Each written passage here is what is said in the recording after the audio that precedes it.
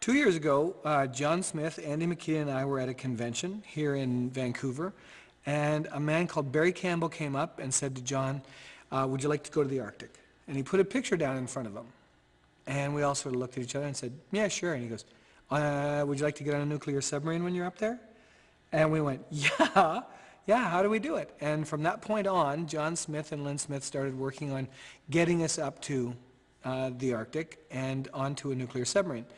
And I approached Brad and Robert about it and said, you know, we've got an opportunity here to go up. This isn't going to happen for 2 years, but we're now, by Monday afternoon, like the day after we'd first been approached, I had clearance through this Barry Campbell's his counterpart, superior officer basically, and they'd given us clearance to go up there with a couple other people just to fly out on the ice and have a look at this whole thing. They go up to a camp called APLIS, which is the Applied Physics Laboratory Ice Station. And it's a camp that is built specifically for submarines to come up in the high Arctic through the ice. And there's a lot of classified stuff that goes on I can't tell you about. Okay, I'm not even supposed to know.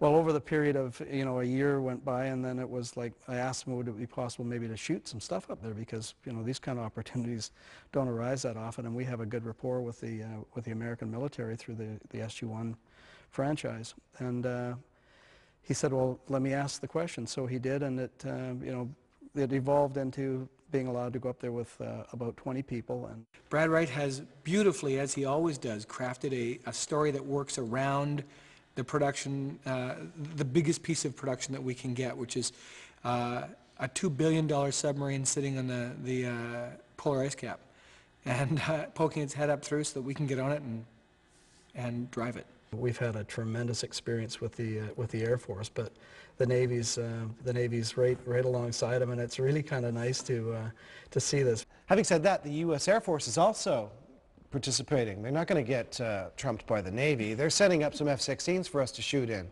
Rick was out on the ice, and what was funny is he was lying on the ice because his back was a little sore, and so he'd lie on the ice and you'd look around, okay, we've got the actors, Rick's right here lying on the ground right in front of you, and all of them stood there the whole time, and it was remarkable to see. The crew, we'd handpicked the crew for people who were hardy and weren't going to give up on us. The actors you can't handpick, but if I had to do it again, I would take those three up there, and we could have done another week's filming and nobody would have said anything because everybody just had a ball. That was an extraordinary experience for them, and they were all troopers. Amanda and Ben and Rick, Richard Dean Anderson were real troopers. They have a helicopter that sits there, and they sort of said, well, take the helicopter. I went, oh yeah. Nobody ever says to a director, there's a helicopter here, take that. You fight for it for a month. Can I have a helicopter that day? This day I had 7 days of helicopter if I needed it. The production value is on a feature of the scale of a James Bond movie.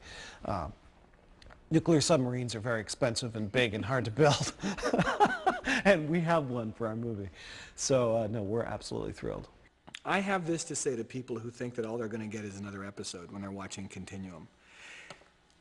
If you took all of your favorite episodes and took all the favorite moments for it and put it into 2 hours, it still wouldn't be as good as this. This is, when I was reading the script, I'm going, I can't believe this is happening. I can't believe that's going to happen. I can't believe that's going to happen.